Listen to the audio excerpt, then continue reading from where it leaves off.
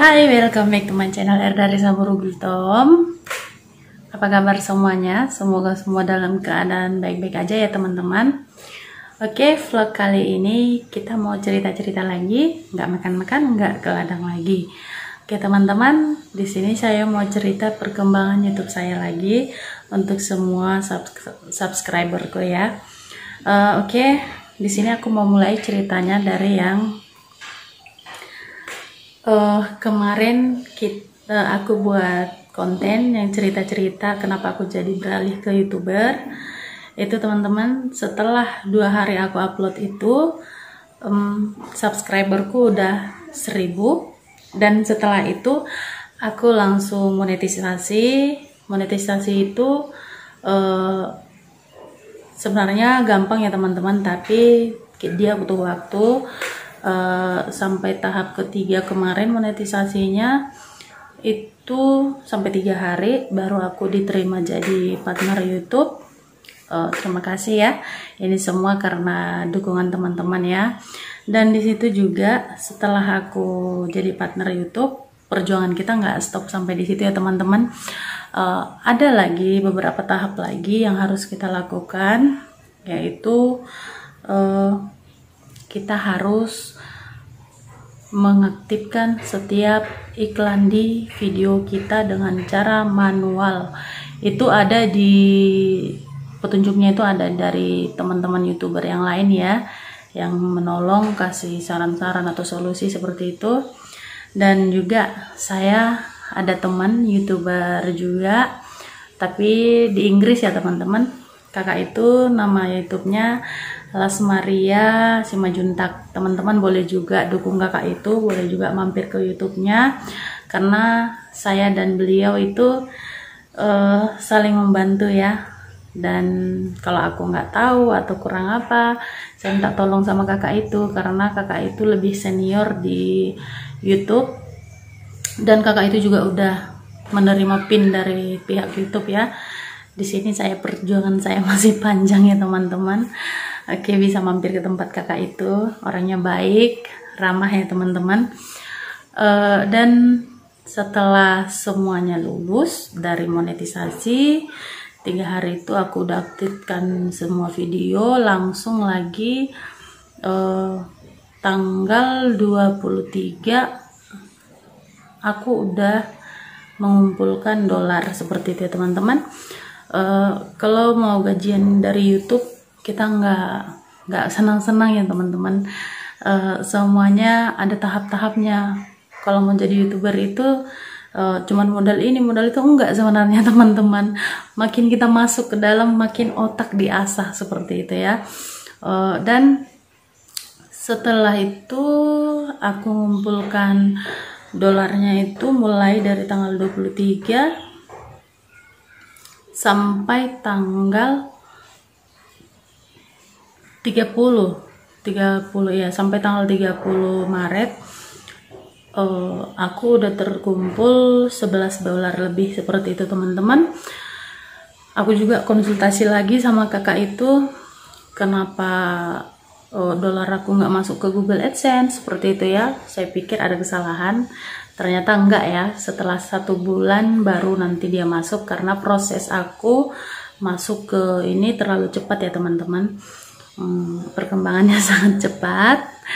Dan juga setelah itu aku konsultasi juga sama kakak itu soal verifikasi identitas lagi, tapi yang ininya agak berbeda dikit. Kalau di Inggris itu nggak melakukan seperti itu katanya teman-teman.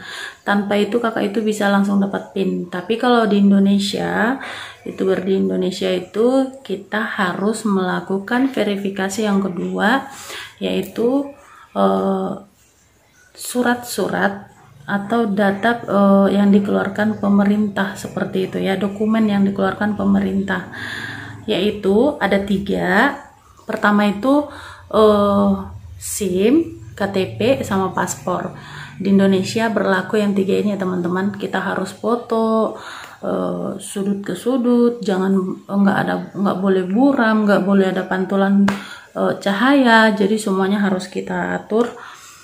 dan percobaannya itu hanya 3 kali. Dan puji Tuhannya semalam ya tanggal 31 aku ini kan itu aku lolos. Aku coba-coba terus aku lolos, sekali kirim langsung lolos teman-teman. Udah itu sekarang ini aku tinggal nunggu pinnya. Kabar bahagianya teman-teman, aku tinggal nunggu pin dari pihak YouTube supaya aku bisa gajian dari YouTube seperti itu teman-teman. Dan nunggu pinnya itu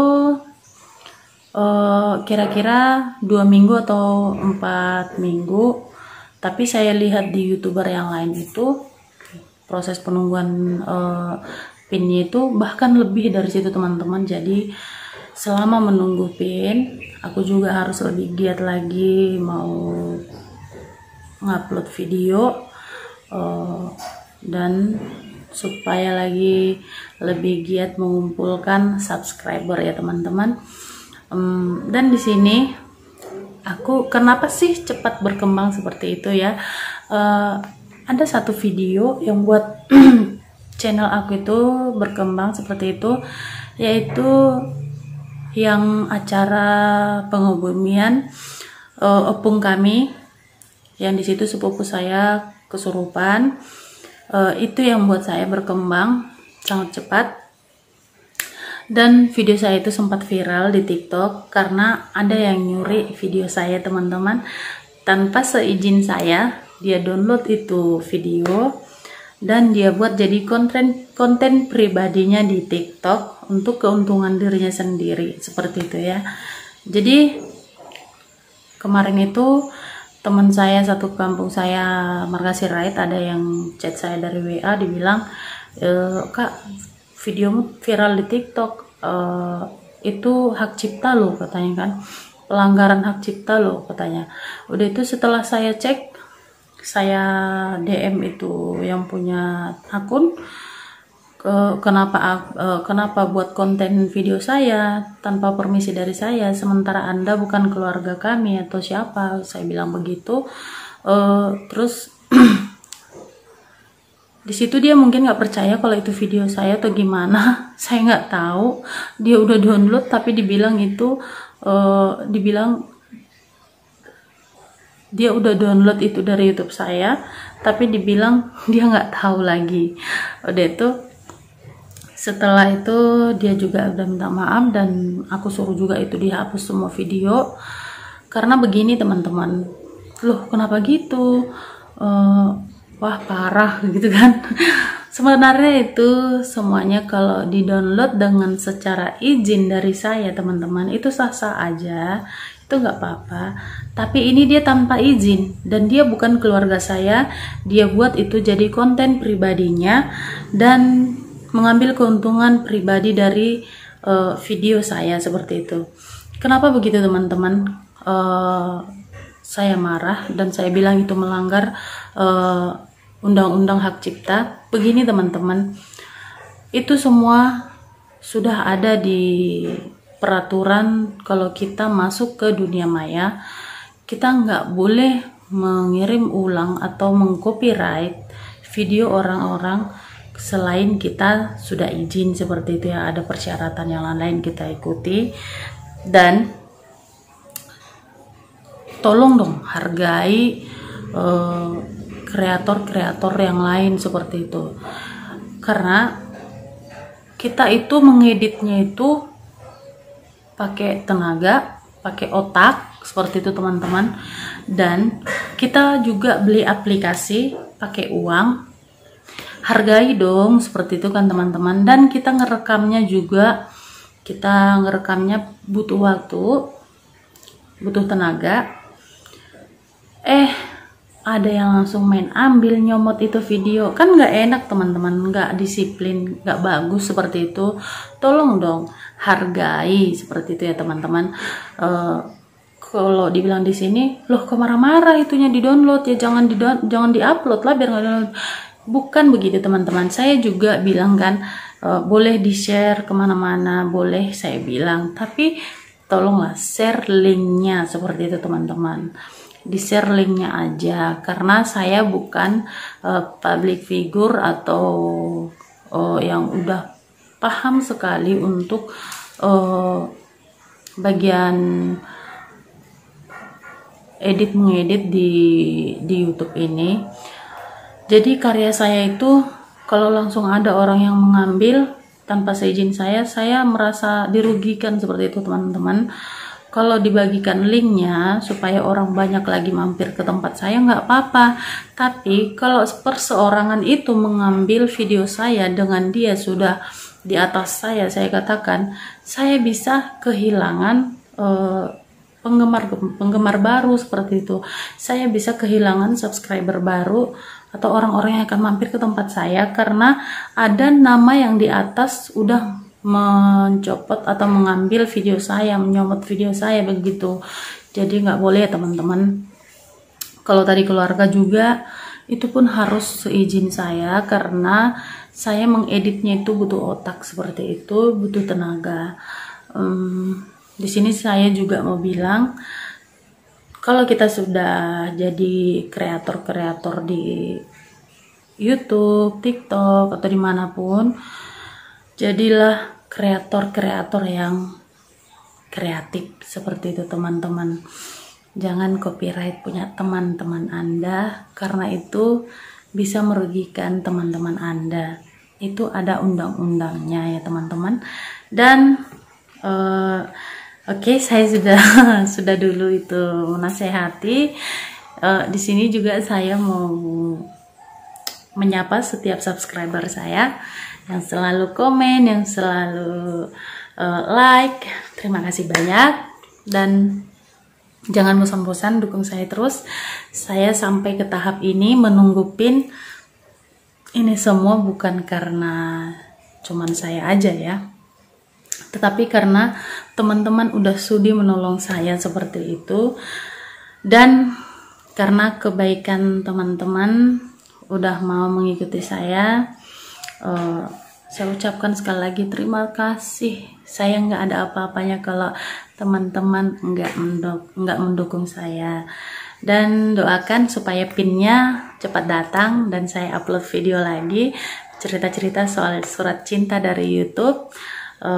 Ini tahap mungkin bisa dibilang tahap paling ditunggu-tunggu ya, karena setiap semua YouTuber yang lain-lain yang paling ditunggu-tunggu itu pasti surat cinta dari YouTube ini ya teman-teman. Inilah perjuangan jadi YouTuber teman-teman.